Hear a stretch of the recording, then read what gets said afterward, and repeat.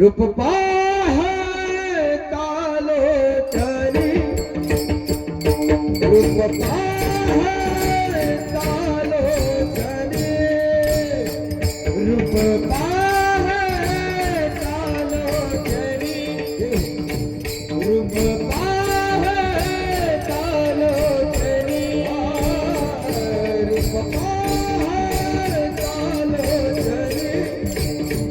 रूप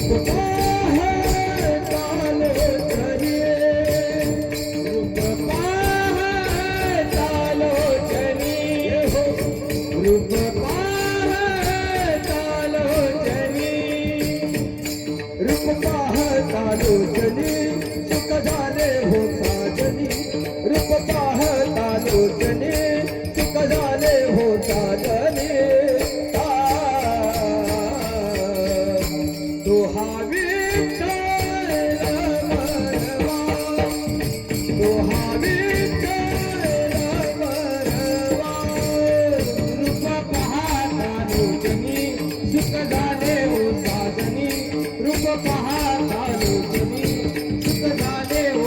रूप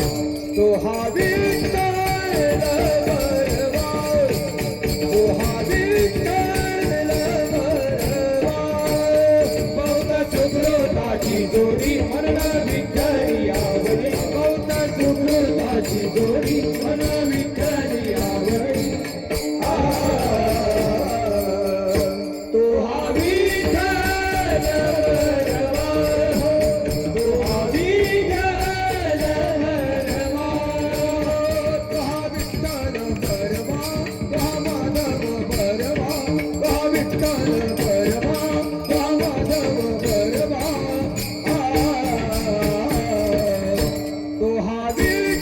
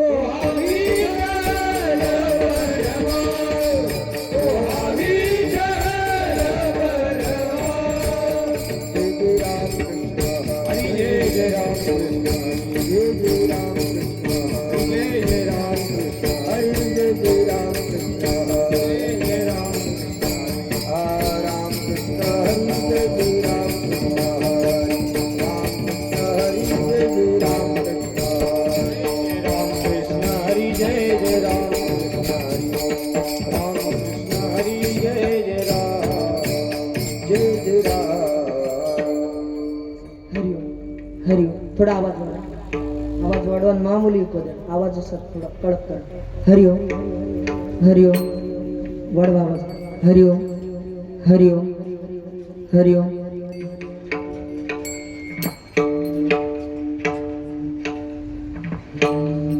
जिंकावा संसार येणे नावे तरेश्वर येणे नावे तरेश्वर येणे नावे तरेश्वर जिंकावा संसार येणे नावे तरीश्वर येणे नावे तरीश्वर येणे नावे तरीश्वर जिंकावा संसार येणे नावे तरेश्वर येणे नावे तरेश्वर येणे नावे तरेश्वर जिंकावा संसार येणे नावे तरीश्वर येणे नावे तरीश्वर येणे नावे तरीश्वर येर काय ती बापुडी किर अहंकाराची घोडी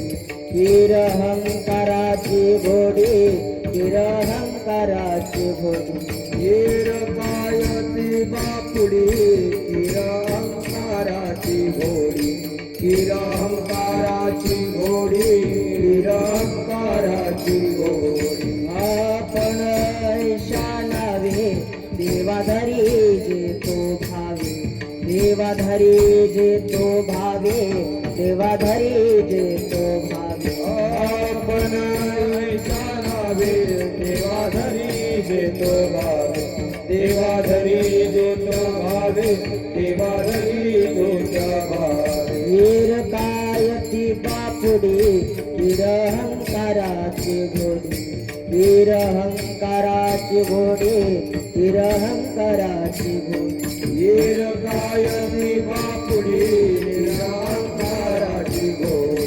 निरंकाराची घोडी निरंकाराची घोडी तुका म्हणे जावे सतकीर्तीने बरवे सतकीर्तीने बरवे सतकीर्तीने बरवे तुका मने जावे शतकीर्तीने बरवे शतकीर्तीने बरवे शतकीर्तीने बरवे वीर कायती बापुडी कायती बापुडी वीर कायती बापुडी वीर कायती बापुडी वीर कायती बापुडी किरहंकाराची घोडी किरहंकाराची घोडी किरहंकाराची घोडी वीर कायती बापुडी निरंकाराची घोडी निरंकाराची घोडी निरंकाराची घोडी गोपार कुमार विठोबार कुमार विठोबार कुमार विठोबार कुमार विठोबार कुमार विठोबार कुमार विठोबार कुमार विठोबार कुमार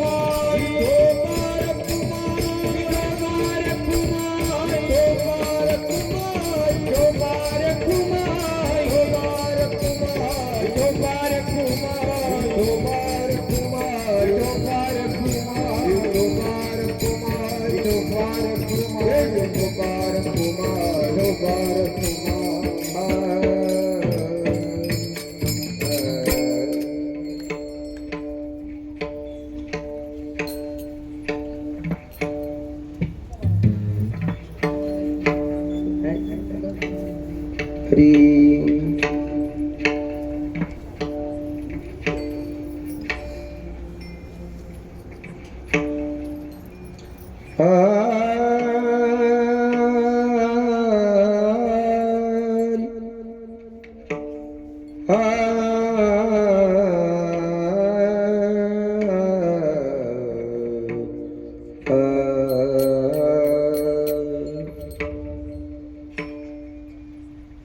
जिंकावा संसार जिंकावा संसार जिंकावा संसार जिंकावा संसार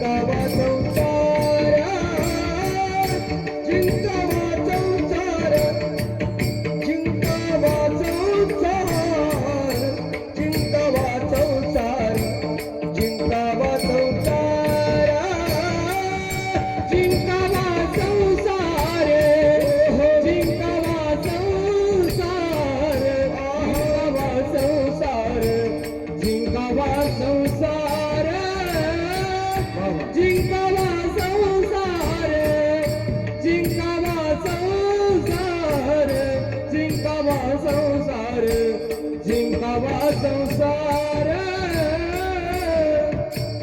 तिनेच नावे तरी शूर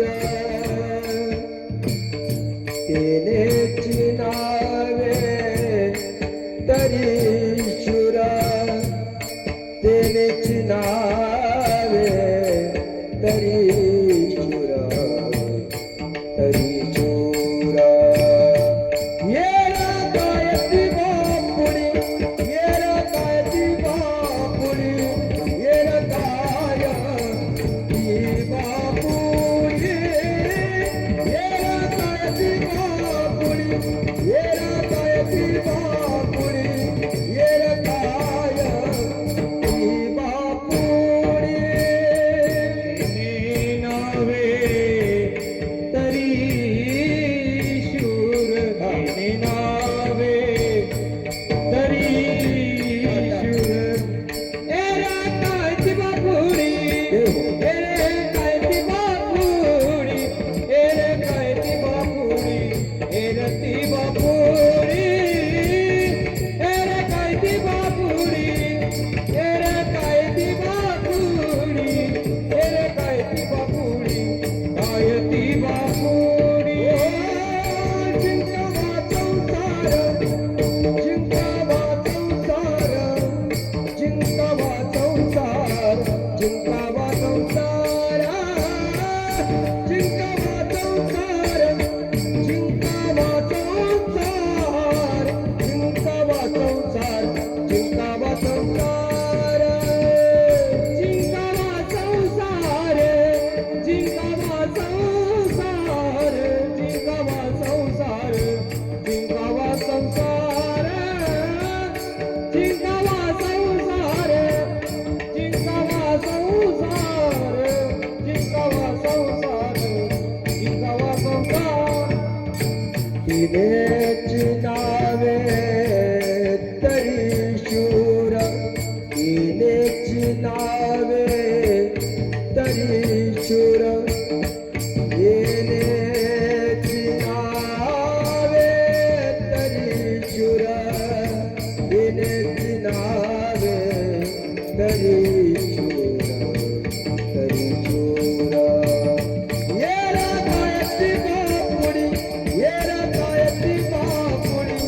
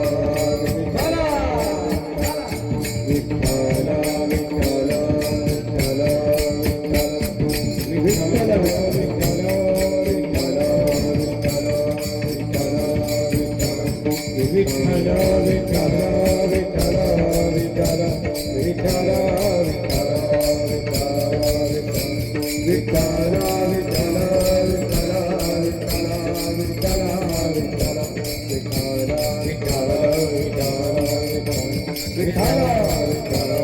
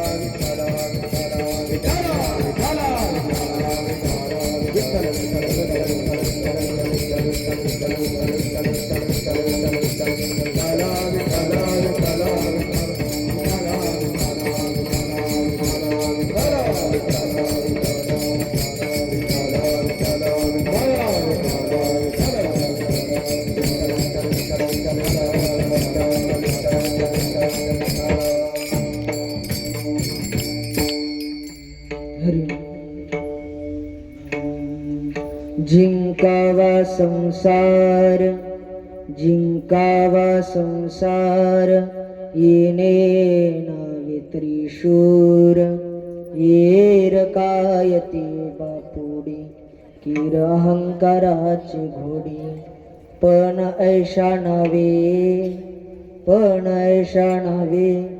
देवा धरिज तो भावे येर कायती बापुडी किर अहंकाराची घोडी तुका म्हणे जावे सत्कीर्तीने बरवे येर कायती बापुडी किर अहंकाराची घोडी विठ्ठल विठ्ठल विठ्ठल विठ्ठल विठ्ठल विठ्ठल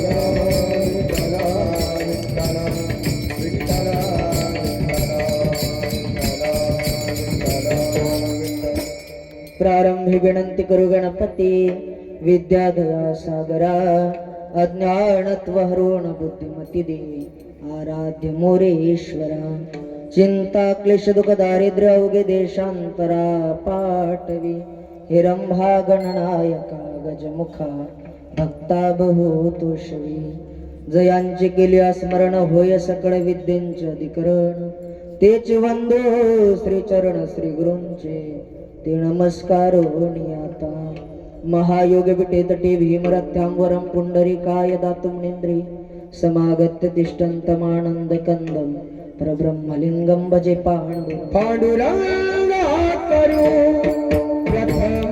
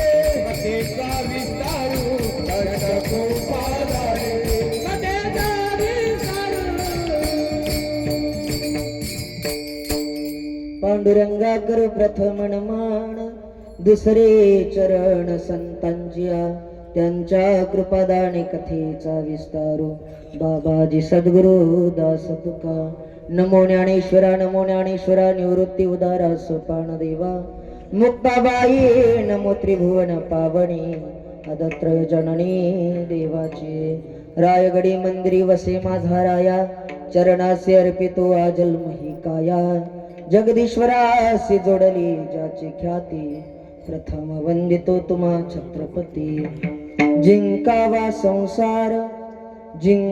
संसार येणे नावे तरी शूर येर काय ते बापुडी किरहंकाराची घोडी विठ्ठल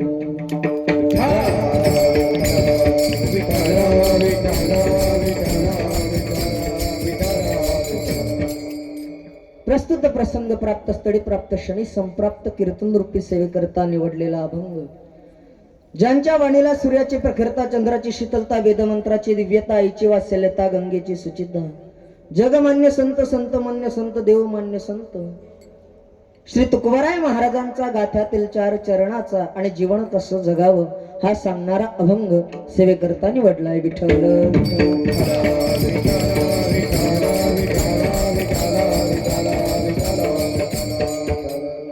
अखिल कोट ब्रह्मांड नायक रुक्मिणी प्राण संजीवन जगताधार पंढरीश पांडुरंग परमात्म्याच्या असीम अपार कृपा आशीर्वादाने भक्त कैवल्य सम्राट तेजोमय निधी अलंकापुरी निवासी श्री ज्ञानोबराय महाराज जगाचा संसार सुखाचा व्हावा याकरता स्वतःच्या संसारावरती तोडशी पत्र ठेवणारा महात्मा म्हणजे श्री जगद्गुरु तुकोबाराय महाराज ज्यांच्या हातातून जगाच्या मालकानं नैवेद्य ग्रहण करावा असा ज्यांचा अधिकार ते श्री संत नामदेवराय महाराज शांती ब्रह्म म्हणून ज्यांना ओळखल्या जाते शांती ब्रह्म पैठण निवासी नाथ बाबा आणि ज्यांच्यामुळे हे वैभव आहे विदर्भ पंढरी राजे श्री संत गजानन बाबा यांच्या कृपा आशीर्वादानं पुण्य ग्राम नगरी श्री क्षेत्र बागुळ आता क्षेत्रच म्हणावं लागेल या नगरीला कारण इथचा आनंद आणि उत्सव फार वेगळा आहे ऐका या ठिकाणी ही कीर्तनाची सेवा आज 4था दिवस आहे आणि बरं का तायडे बुवा मला 3ऱ्या टर्मला या ठिकाणी निवडून आणलं 3री वेळ आहे गावात येण्याची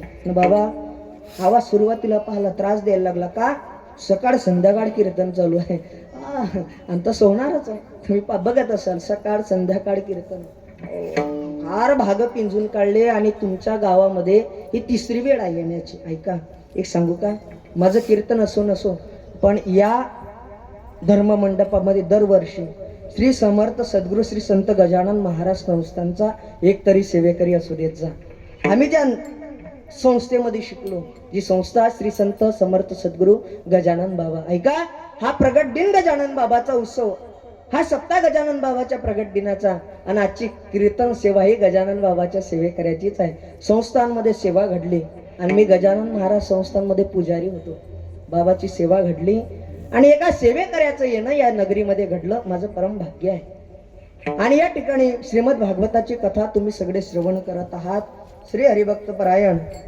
रोहिणीताई महाराज म्हैसवाडीकर यांच्या अमृत तुल्य वाणीतून कथा ऐकत आहात ही भागवताची कथा म्हणजे सामान्य नाही सज्जन हो विद्यावताम भागवते परीक्षा विद्वानाती विद्वान माणसाच्या बुद्धीला ज्या ठिकाणी कस लागतो ना ते भागवत साधारण नाही ते ऐकायला भाग्य लागते तुम्ही भागवताची कथा श्रवण करत आहात या ठिकाणी साऊंड सिस्टीम ही फार उत्कृष्ट आहे आणि सुंदर साऊंड सिस्टीम आहे गायन साथी करता उपस्थित असणारे श्री हरिभक्त परायण प्रकाश महाराज घुटे सचिन महाराज देवकर विनोद महाराज बावस्कर ज्ञानदेव महाराज सपकाळ बरीच महाराज मंडळी आणि मृदंग साथी करता उपस्थित असणारे श्री हरिभक्त परायण गणेश महाराज खरपट श्री हरिभक्त परायण महादेव महाराज गवडी बाबाही उपस्थित आहेत आणि अतिशय सुंदर आयोजन नियोजन या सप्ताहाचं आहे ऐका आपल्या नियोजित वेळामध्ये कीर्तनाची सेवा पार पडणार आहे एक विनंती आहे सगळ्यांना कीर्तनाला आरंभ आता करायच्या अगोदर सुरुवात करायच्या अगोदर कोणी आपसात एकामेकासोबत बोलणार नाही दुसरा महत्वाचा मुद्दा प्रत्येकाकडे मोबाईल आहे त्या मोबाईलला एक सायलेंट नावाचं बटन आहे ते सायलेंट नावाचं बटन दाबा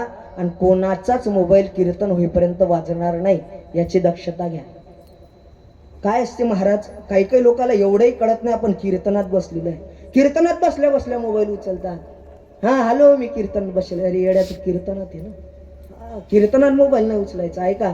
2 तास आपण मोबाईल दूर नाही ठेवू शकत का? 2 तास मोबाईल दूर नाही ठेवू शकत. आता 2 तास कोणाचाच मोबाईल वाजणार नाही याची दक्षता घ्या.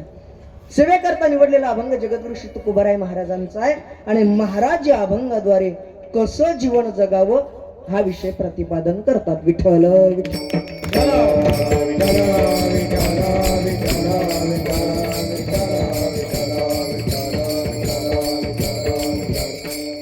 बरं का तायडे भाऊ, एवढे लोक पाहून मला फार आनंद वाटला. का? सध्याची परिस्थिती अशी आहे की लोकांना कुठं जावं कळत नाही. फार बिघडलंय सगळं. कुठं जावं हेच आज कळायला तयार नाही. 2 पोरायनं जेवायची पंगत पहिली जेवणाची. का रे म्हणे पंगत दिसते, चाल ना जेवायला जाऊ. तर सोबती म्हणे जेवायला जायला हरकत नाही गड्या, पण त्या लोकांना विचारलं तर काय सांगशील? म्हणे काहीच नाही, तू सांगतो तू पोरीकडचा आहे, मी सांगेन मी पोराकडचा आहे. काय म्हणे? तू सांगतो तू पोरीकडचा आहे, मी सांगेन मी पोराकडचा आहे. दोघं जेवायला बसले. वाढणारा आला पोळी पोळी करत. म्हणे का हो पाहुणे नवीन दिसून राहिले? म्हणे हा पोरीकडचा आहे, मी पोराकडचा आहे. काय म्हणे? हा पोरीकडचा आहे, मी पोराकडचा आहे. वाढणारा म्हणे येडे हो, हे तेरवीतली पंगत आहे ना. कळायला पाहिजे आम्ही कुठं जाऊ, आमचं हित कुठं आहे, आमचं कल्याण कुठं आहे. हे जोपर्यंत कळणार नाही तोपर्यंत त्या ठिकाणी हित साधता येणार नाही. विठ्ठल विठ्ठल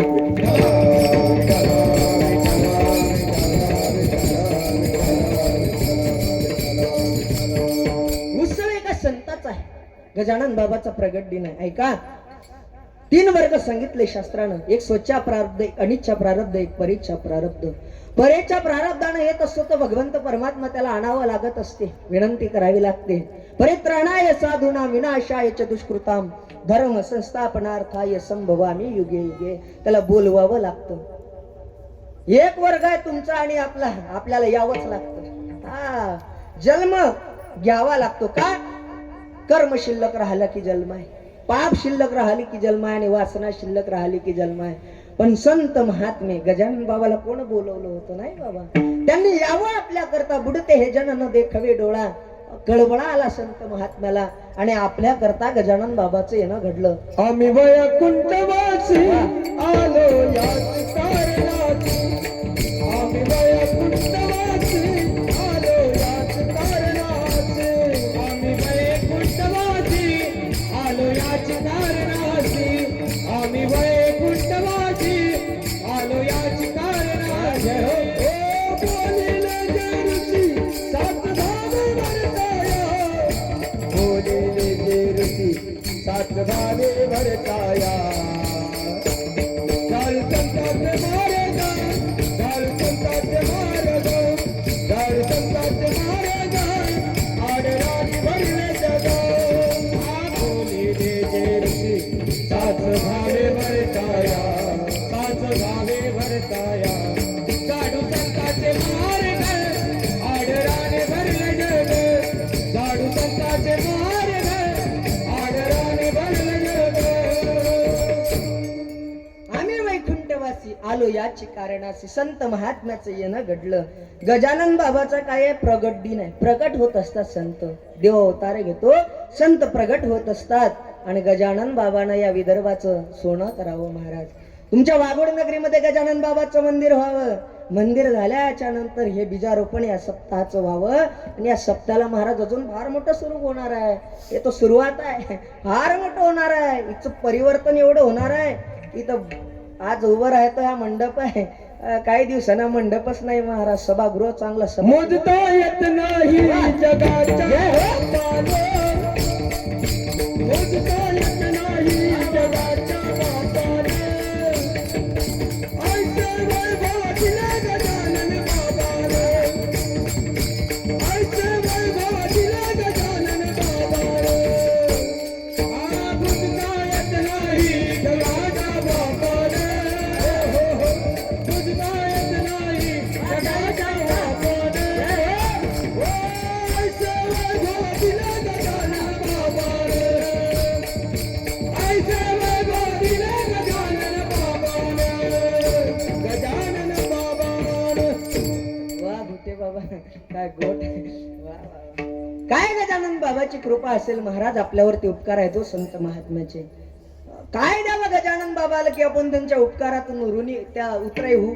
महाराज काय द्यावे त्याची भावे उतराई ठेविता हा पायी जीव थोडा गजानन बाबाच्या पायावरती जीवही ओवाळून टाकला तरी नाही महाराज पुराय हो संत चुडामणी स्वामी गजानन तयाचे महिमान एका आता योग योगेश्वर हाची एक जाना शेगावीचा राणा गजानन मला एक फार आनंद वाटतो त्या ग्रुपमध्ये मी आहे ऍड आणि मी दर गुरुवारी ते स्टेटस पाहतो मोबाईल वरती की गुरुवारी मी ज्ञानेश्वर महाराजांना सांगितलं आमच्यासोबत ज्ञानेश्वर महाराज पारखेडे आलेत गजानन महाराज संस्थांमध्ये सेवाधारी म्हणजे कीर्तनही सेवाधाऱ्याचं या ठिकाणी गजानन बाबाचे एक सेवेकरी तुम्हाला या ठिकाणी लाभले काय चॅनलचं नाव माऊली माझा पांडुरंग माझा पांडुरंग सगळ्यांना हे कीर्तन झाल्यावर माझा पांडुरंग हे चॅनल सबस्क्राईब करा त्यांना शेअर करा आणि हे कीर्तन तुम्हाला बघायला मिळणार आहे युट्यूब वरती ऐका सेवेकऱ्याचं कीर्तन आहे गजानन बाबाचं मंदिर तुमच्या नगरीमध्ये व्हावं आणि हा उत्सव महाराज आपण साजरा करावा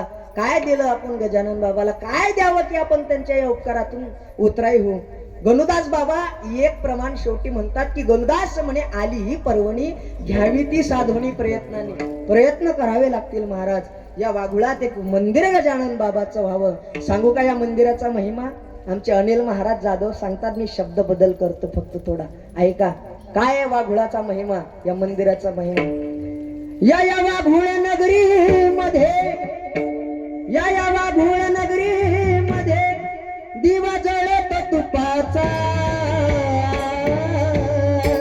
कसा उजेड पडला गजानन बाबाच्या रूपाचा कसा उजेड पडला गजानन बाबाच्या रूपाचा या वाघुळ नगरी मध्ये दिवा जळत तुपाचा या वाघुळ नगरी मध्ये दिवा जळत तुपाचा कसा उजेड पडला माझ्या गजानन बाबाचा कसा उजेड पडला माझ्या गजानन बाबाचा वाघुळ नगरी मध्ये गजानन बाबाचं मंदिर किती आहे ते सुंदर किती आहे ते सुंदर किती आहे ते सुंदर किती आहे ते सुंदर या वाघुळ नगरी मध्ये गजानन बाबाचं मंदिर किती आहे ते सुंदर किती आहे ते सुंदर किती आहे ते सुंदर किती आहे ते सुंदर या वाघुळ नगरी मध्ये या वाघुळ नगरी मध्ये दिवा जळत तुपाचा कसा उजेड पडला गजानन बाबाच्या रूपाचा कसा उजेड पडला गजानन बाबाच्या रूपाचा या वाघुळ नगरी मध्ये दिवा जळत तुपाचा वाघुळ नगरी मध्ये दिवा जळत तुपाचा कसा कसा कसा कसा कसा कसा उजेड पडला माझ्या गजानन बाबाचा कसा उजेड पडला गजानन बाबाच्या रूपाचा गजानन बाबाच्या रूपाचा गजानन बाबाच्या रूपाचा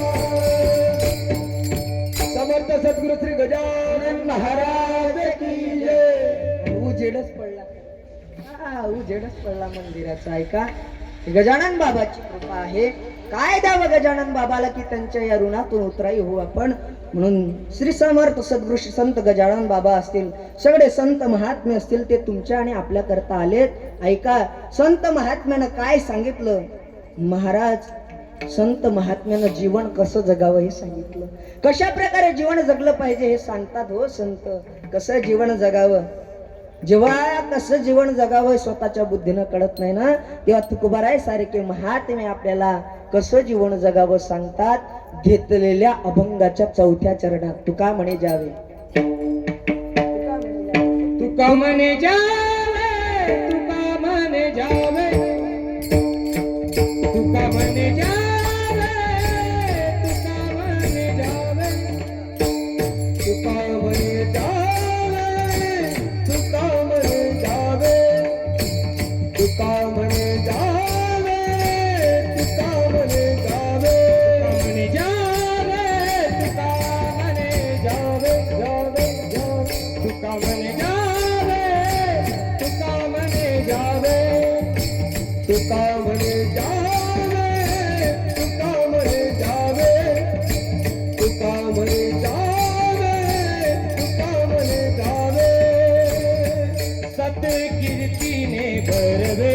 सतकीर्तीने भरवे सतकीर्तीने भरवे सतकीर्तीने भरवे सतकीर्तीने भरवे सतकीर्तीने भरवे रे काय दिवा पुरी रे काय दिवा पुरी ओ सतकीर्तीने भरवे सतकीर्तीने भरवे सतकीर्तीने भरवे सतकीर्तीने भरवे सतकीर्तीने भरवे ओ सतकीर्तीने भरवे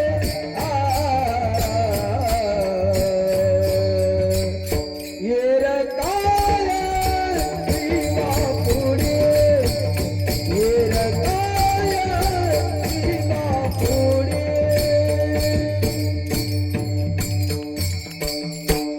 तुम्ही म्हणसाल महाराज एकदम भंगाचं चौथं चरण काही घाबरले असतील, पण तुम्ही आपलं कीर्तन ऐकलंय आधी.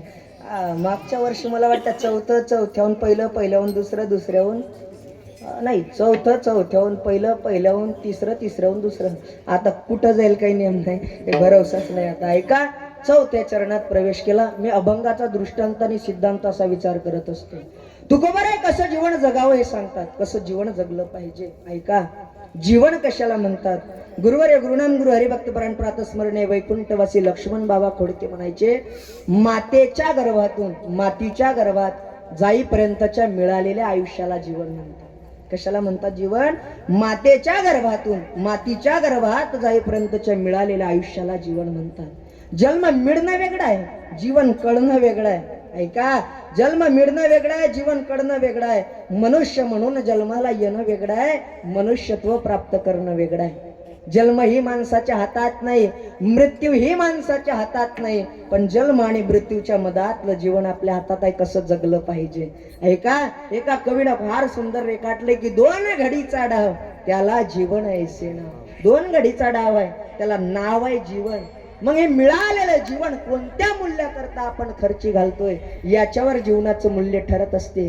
हे मिळालेलं जीवन कोणत्या मूल्याकरता आपण खर्ची घालतोय, का श्रेष्ठत्वाच्या प्राप्तीकरता जीवन खर्ची घालतोय याच्यावर जीवनाचं मूल्य ठरत असते. ऐका, वय वाढताना वय वाढल्याच्या नंतर प्राप्त होतं त्याला ज्येष्ठत्व म्हणतात. काय म्हणतात. वय वाढतं ती व्यक्ती ज्येष्ठ असते, पण ज्ञानाचा आणि भक्तीचा अनुभव वाढतो ना ती व्यक्ती श्रेष्ठ असते. वय वाढल्याच्या नंतर मिळतं त्याला ज्येष्ठत्व म्हणतात, पण ज्ञानाचा आणि भक्तीचा अनुभव ज्या ठिकाणी वाढतो ना त्याला श्रेष्ठत्व म्हटलं जातं. जेव्हा मिळालेलं जीवन कसं जगावं हे स्वतःच्या बुद्धीनं कळत नाही, मिळालेल्या जीवनाचं अलौकिकत्व जेव्हा स्वतःच्या बुद्धीनं कळत नाही, मिळालेल्या जीवनाचं व्यापकत्व जेव्हा स्वतःच्या बुद्धीनं कळत नाही, मिळालेल्या जीवनाचं श्रेष्ठत्व जेव्हा स्वतःच्या बुद्धीनं कळत नाही, तेव्हा तुकोबाराय सारख्या महात्म्याला विचारावं लागतं. सांगा ना तुकोबाराय, आम्ही कसं जीवन जगलं पाहिजे. सांगू तुम्हाला वाघोड नगरीकर, मिळालेलं जीवन एवढं कसं जगावं कळालं की जीवनाची सार्थकता होत असते. हे जीवन भेटलंय आपल्याला. मनुष्य जन्म अनमोल रे, माती में ना तोल रे, अब जो मिला है कभी नहीं मिलेगा, कभी नहीं रे. आता भेटलंय, पुन्हा मिळेल का नाही शाश्वती नाही. आता मिळाले ना याची सार्थकता केली पाहिजे. मिळालेलं जीवन कार्या करता लावलं पाहिजे. या महिला मंडळीला माझा प्रश्न आहे, आंब्याचं लोणचं कधी करतात. उन्हाळ्यात आंब्याचं लोणचं करतात. बरं, लिंबाचं लोणचं कधी बी. आपल्या इकडचा शब्द आहे कधी. लिंब कधी सापडतात. आंब्याचा एक सीझन आहे. सांगू का, मला माझा दृष्टांत बाजूला ठेवा, सिद्धांत आहे का. संसार कोणत्याही देहात करता येते. पशु पक्षादी संसार करतात, पण भगवत प्राप्ती मनुष्य देहात करता येते. ऐका, आपल्याला आपल्या संसाराचा भार वाटत असेल, तुम्ही एकदा पक्षाचा संसार पहा. त्या बहिणाबाईने एका पक्षिणीचा संसार रेखाटावा. तिचं नाव सुग्रण आहे, तिच्यासारखा संसार नाही जमेल आपल्याला. तिचा खोपा कुठे असतो. झाड बरोबर झाडाला असं खोपा करते. झाड बी असं तसं पाहत नाही लवकर. ते विहिरीच्या काठावर ते झाड पाहते शक्यतो, आणि विहिरीच्या काठावर ते लोंबकळलेल्या ज्या फांद्या राहतात ना त्याला खोका करते. बरं खोका करताना काय करते, त्याला एक छिद्र ठेवते वरून. पाहते किती शार्प आहे ते, काही साधारण नाही. एखादा जर साप त्या ठिकाणी तिच्या पिल्लाला खाण्याकरता आला, असा वरून आला की सरळ विहिरीतच गेला पाहिजे. फार हुशार आहे ती. आणि दिवसभर काय करते माहित आहे का, असे छोटे छोटे खडे जमा करून आणते मातीचे असे, आणि ते ठेवते कुठं, खोप्यामध्ये. बहिणाबाईनं तिचा संसार रेखाटावा. आणि रात्रीच्या पोहरी एक कीटक आहे चमकते, ते काजवा नावाचं ते कीटक तिला पकडून आणावं आणि त्या मातीच्या ढेकळात टाकावं. रात्रीभर महाराज उजेड हो खोप्यात, लाईट बिल भरायचं काम नाही केलं. फार हुशार आहे ते. आपला संसार काय पाहता, खोप्यामध्ये खोपा सुगरणीचा चांगला, देखा तिच्या पिलासाठी तिनं झाडाला टांगला. तिचा संसार बहिणाबाईनं रेखाटावा, एवढा सुंदर संसार त्या सुगरण नावाच्या पक्षिणीचा आहे. हे मिळालेलं जीवन आहे ना, हे कशा करता खर्ची घालता याच्यावर जीवनाचं मूल्य ठरत असते. मिळालेलं जीवन हे देवाच्या सेवेकरता समर्पित करावं. मिळालेलं जीवन आई वडिलाच्या सेवेसाठी समर्पित करावं. मिळालेलं जीवन गजानन बाबा सारख्या साधू पुरुषाच्या सेवेमध्ये समर्पित करावं. मिळालेलं जीवन जर एखाद्या दुर्जनाच्या संगतीत व्यतीत करत असाल तर केलेलं समर्पण सरपणात जमा होत असते. ऐका, वाक्य तुम्हाला आपलं कीर्तनात 4G ची रेंज लागते. आता 5G चा जमाना आहे, 2G 3G तर टिकतच नाही. मिळालेलं जीवन जर तुम्ही एका साधूच्या सेवेमध्ये समर्पित करत असाल तर जीवनाचं सोनं होत असते. मिळालेलं जीवन देवाच्या सेवेमध्ये समर्पित करत असाल तर जीवनाचं सोनं होते. आणि मिळालेलं जीवन दुर्जनाच्या संगतीत व्यतीत करत असाल तर मग अधोगतीला जावं लागते. अधोगतीला जावं लागते. महाराज, संगत कोणाची करावी कळायला पाहिजे. ढेकणाच्या संगे हिरा जो भंगला, कुसंगे नाडीला साधू जैसा. एका दुर्जनाची संगत केली की अधोगतीला जायला वेळ लागत नाही. म्हणून संगत चांगल्याची केली पाहिजे. विठ्ठल विठ्ठल.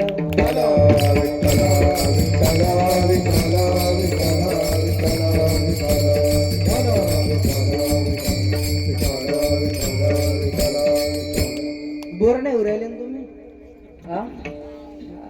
एक जण लय नाराज बसला माझ्या कीर्तनात. म्हणलं बाबा काय झालं.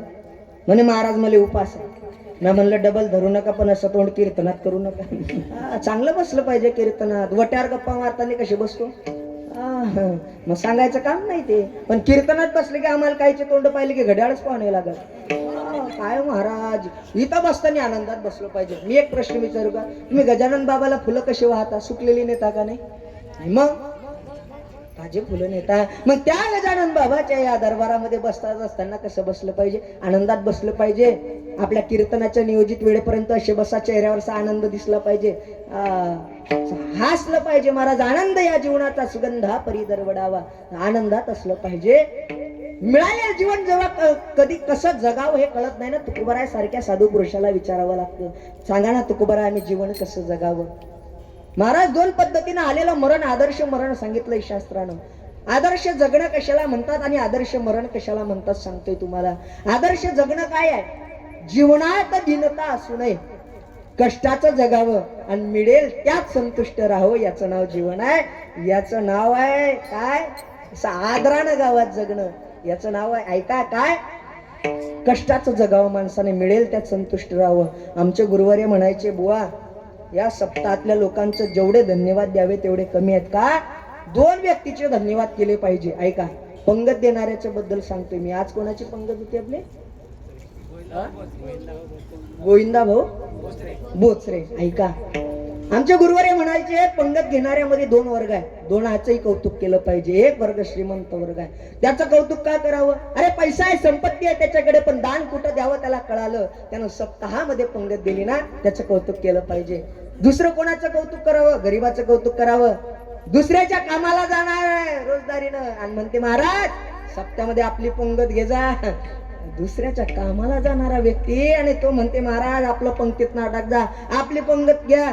कौतुक केलं पाहिजे त्याचं, अशाचं कौतुक केलं पाहिजे हो महाराज. ऐका, सांगू का, इथं अन्नदान केल्याचे काय फायदे आहेत. ते तर एक शीत दिलेल्या अन्न, किती, एक एक नामदेवरायाचं प्रमाण आहे. ते तर एक शीत दिलेल्या अन्न होय, पोटी कुळाचे उद्धरण. पोटी कुळाचं उद्धरण इथं अन्नदान केलं न होते. विठ्ठल विठ्ठल विठ्ठल.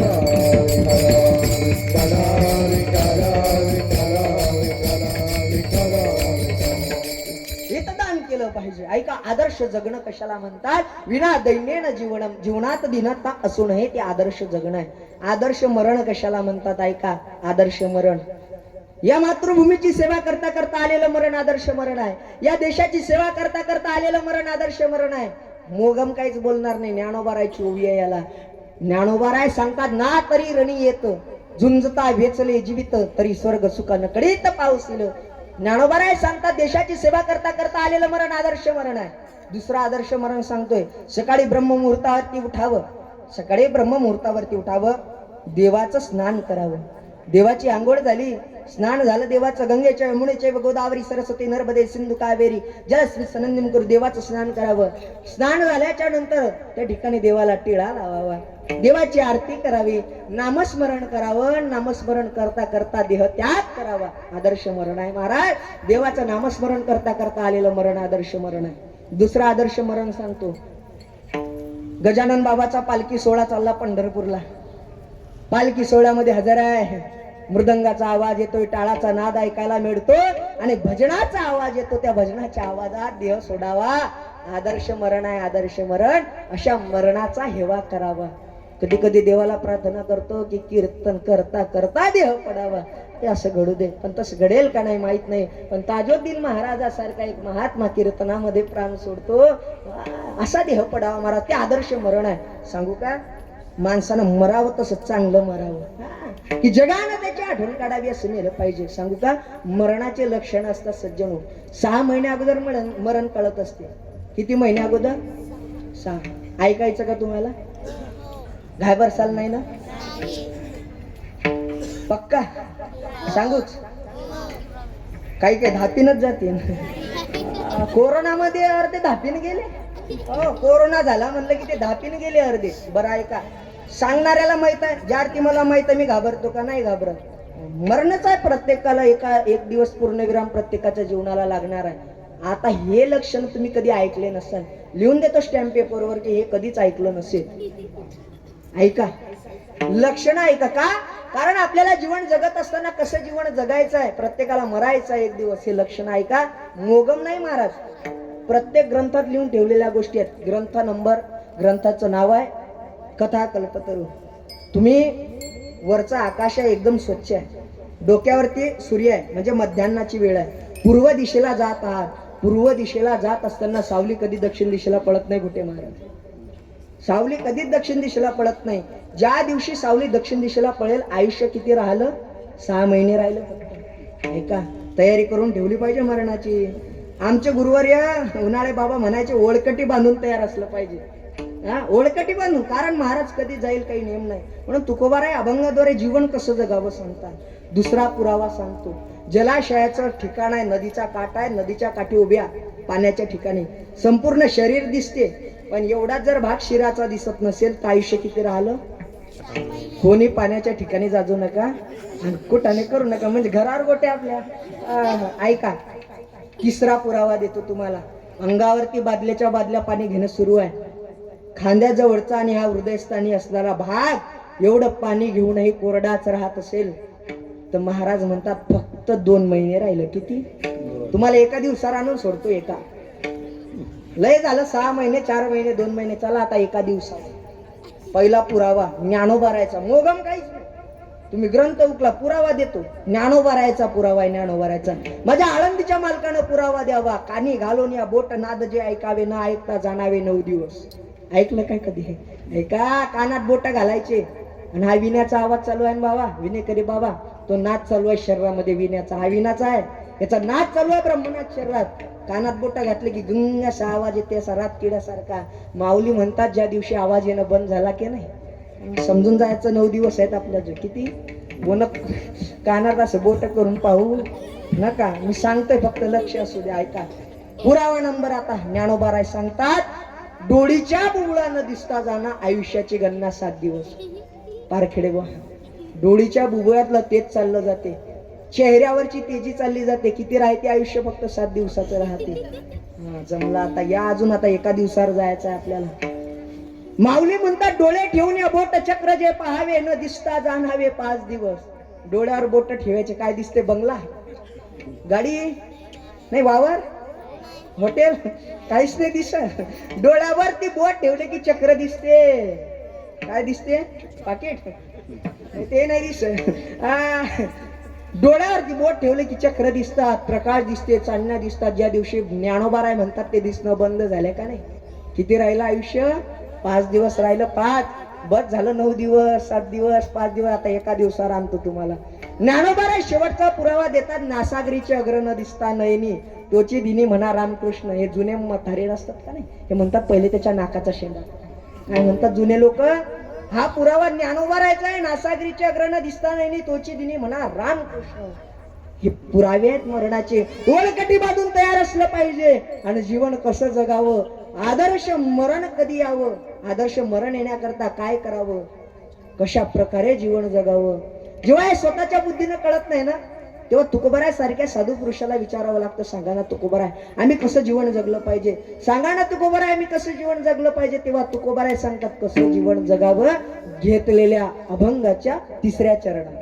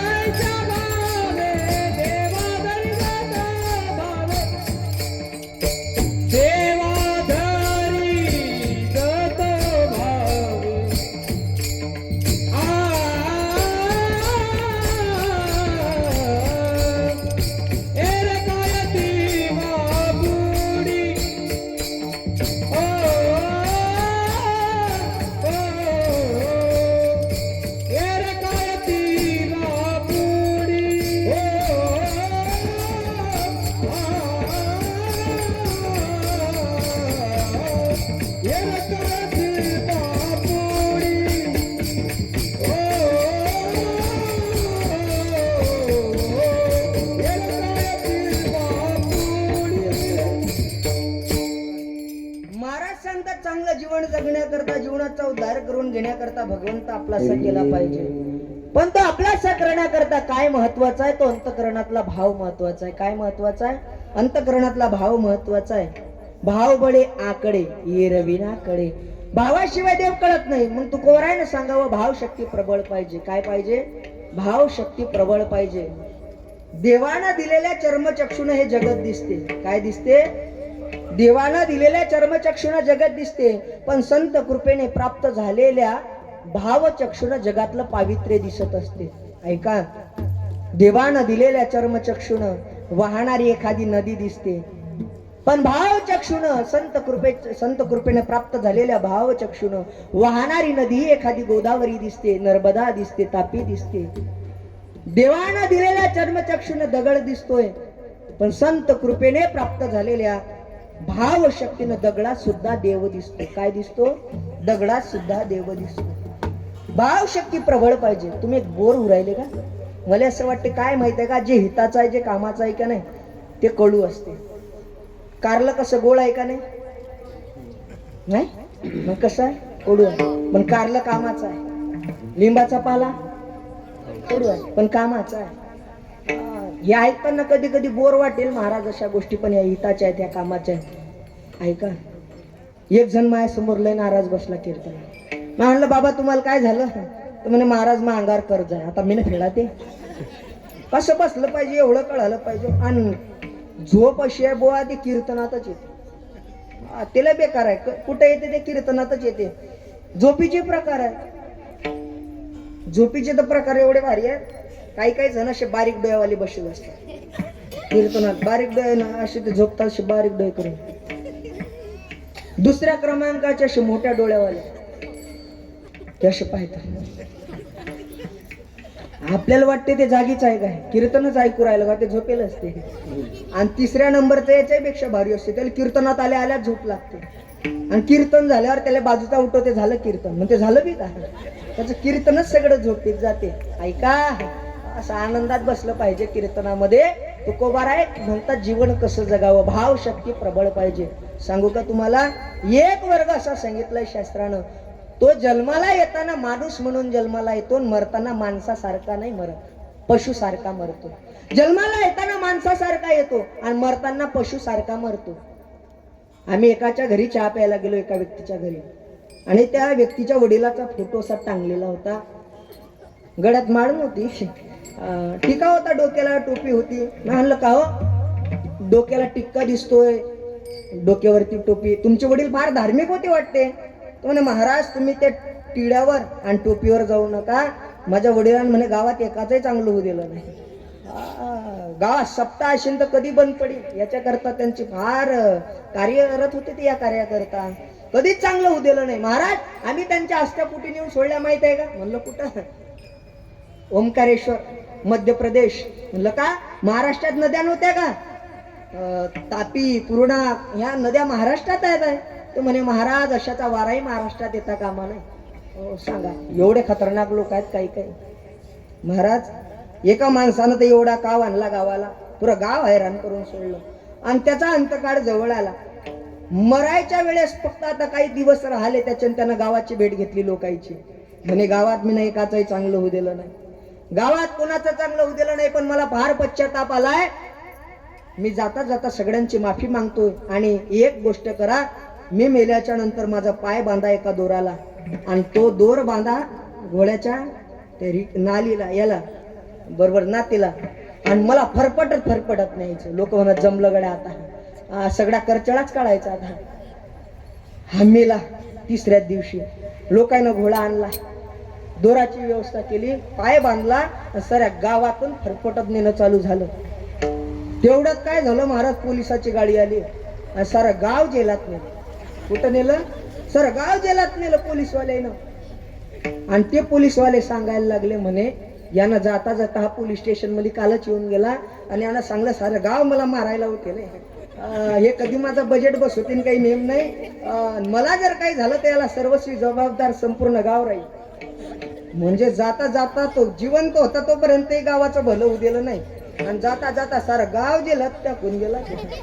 असे नमुने असतात महाराज काही काही. काय सांगा, नमुन्याची काही कमी आहे काय, नमुन्याची कमी नाही. वर्गणी मागत असताना तुम्हाला फार अनुभव येत असेल या गोष्टीचा. सांगू का, काही काही लोक लय चांगले भेटतात. मी स्वतः कार्यकर्ता असल्यामुळे आता वर्गणीला आम्ही स्वतः फिरतो. गणपती देवी भागवताचं माझ्याकडेच आहे, मग वर्गणी फिरत असताना अनुभव येतात. काही काही लोक लय चांगले भेटतात बाबा. आपण त्याच्या घरी जा, जय हरी जय हरी. कसे काय आले महाराज, काहीच नाही, वर्गणीसाठी आलतो. आपला गजानन बाबाचा प्रकट दिनाचा सप्ताह नाही का. बरं बसा ना महाराज. महाराज एक सांगू का, कामाला गेलो, 500 रुपये जोडले महाराज, आणि माहित होता आता आपला सप्ताह आहे, आपल्या सप्ताह करता ते पैसे कामाला येतील हो महाराज. पण 2-3 दिवसा अगोदर मुलगी बिमार पडली आणि 500 रुपये दवाखान्यात द्यावे लागले महाराज. फार चांगला व्यक्ती आहे, मयाडू आहे बिचारा, द्यायची इच्छा पण गरीब आहे, काय करेल. अशी लोक भेटतात, चांगले असतात, पण पैसे नाहीत, काय करावं, असे धकून घ्यावे लागतात. दुसऱ्या क्रमांकाचे असे भेटतात, आपण जाऊ घरी, जय हरी जय हरी. महाराज इकडे कसे काय, काहीच नाही, वर्गणी मागायला आलतो बा. वर्गणी काय बा, काही नाही, आपला सप्ताह ना गजानन बाबाच्या प्रगट दिनाचा. अरे बापरे, आपला सप्ताह आहे की नाही. हो बसन महाराज. खुर्ची आणतो, नाही खुर्ची नको, ते वर्गणीचं पहा तेवढं. नाही बसा. काय घेऊ, चहा पाणी शरबत. नाही शरबतही नको, चहाही नको, आता थंडीचे दिवस आहे, शरबत राहू द्या, चहाही राहू द्या, फार गडबड आहे ना तायडे बा, फार गडबड आहे, नको राहू द्या. मग तेवढं फक्त वर्गणीचं पहा. बरं किती लिहायचे, लिहा तुमच्या मतानं. नाही मताने सांगा बा किती लिहा लागतात. नाही तुम्हाला काय सांगायला लागतं तायडे बा, लिहा तुमच्या मतानं. नाही मतानं नाही हो, सांगा किती लिहायचे. सांगा लागते का तुम्हाला, लिहा तुमच्या मतानं. नाही सांगा किती लिहायचे. 2000 लिहू का, 2 काय होते एवढा मोठा सप्ताह आपल्या गावातला 2000 काय होते 5000 लिहा 5000 रुपये वर्गणी लिहिली मग का वर्गणीचं मग ते काय झालं आमच्या घरची बाई जायला गावाले मग ती आली की देतो असे भेटतात काही काही हा काही काही तर एवढे नमुने भेटतात आपण घरी जाऊन हे महिला मंडळी पुढेच असतात घराच्या समोर हा कसे काय आले ते बाप्पा काहीच नाही वर्गणी रे आलतो ते आहे की नाही घरीच नाही ते आले की देते त्याचं वाक्य असते ते आले की देते आपल्याला तो बुवा भेटते जय हरी वर्गणीसाठी आल तो बुवा तो करते थांबा तिला विचारून सांगतो मग तू जप्त का आले आपण जावा घरी तर ते बाई म्हणते ते आले की देते आणि तो भेटला की तो म्हणते तिला विचारून सांगतो म्हणजे वर्गणीवाल्यानं करावं काय फार मोठा बिकट परिस्थिती आहे आणि बरं तिसरा अनुभव सांगतो तुम्हाला तिसरे फार नमुने भेटतात ते एवढे खतरनाक असतात त्याचा आवाजच वरचढ असते त्याचा आवाज म्हणजे काही साधा नाही काडी 2 नाही 4 वर असते वर असा वरचा आवाज असते पट्टीचा आवाज असते चांगला जय हरी अरे बापरे आवाजच कोण घाई करते माणूस कशाला आलते इकडे काही नाही आपल्या सप्त्याची वर्गणीसाठी आलो होतो सप्ताची आली का तुमची वर्गणी नाही हो तो प्रगट दिनाचा सप्ताह आपला गजानन बाबाचा हा माहित आहे तुमचा सप्ताह दरवर्षीचे ते नाही हो तसं नाही प्रगट दिनाचा सप्ताह जवळ आला हा माहित आहे आला सप्ताह जवळ काय रात्रभर झोपू देत नाही 11 वाजे कीर्तन चालतात सकाळी उठ सकाळी चांगली झोप लागेल पाहिजे सकाळी काकडा चालू होते उठा जागे वारे आता झोप मोड होऊन जाते सगळी अरे बापरे पण पहा तेवढं आपला सप्ताह आहे थोडी मदत झाली असती लिहा मग आपले 50 रुपये अरे तो घर पहा आता स्टाईल मध्ये तोंड पाहून घ्या तो घर आणि काय होईल गड्या त्या 50 रुपयात या सप्ताह करता मन मोकळेपणानं दिलं पाहिजे सांगू का ज्याची वर्गणी बाकी असेल त्यानं पावती फाळून घ्या इकडे नाही फाळली की दवाखान्यात मलकापूरले फाळा लागेल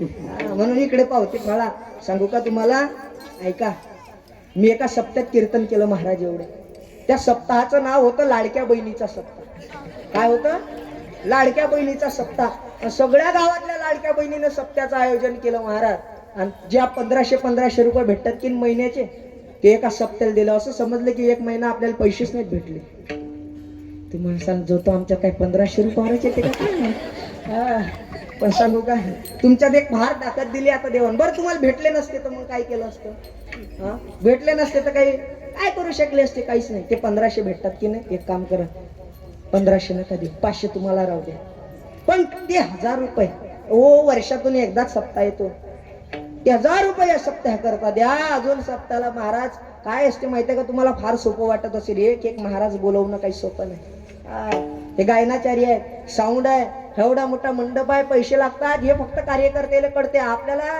ते धावपळ दिसत नाही हे होते ना याच्या मागे फार मोठी धावपळ असते कार्यकर्ता म्हणजे मंडपामागचा कलाकार आहे तो काय काय महाराज काही सोपं नाहीये सगळ्याचे बोलणे ऐकायला लागतात हा साऊंडचा बॉक्स साठी नव्हता पाहिजे इकडे मग तू आधी कोण नाही आला इथं ते नंतर येतात सांगायला म्हणजे अगोदर कोणीच नसतंय महाराज करायच्या वेळी नंतर आपली भेट घेतात ऐका म्हणून याला सहकार्य केलं पाहिजे फार नमुने लोक भेटतात महाराज सोपं नाही म्हणून कसं जीवन जगावं हे तुकोबाराय अभंगाद्वारे सांगतात विठ्ठल विठ्ठल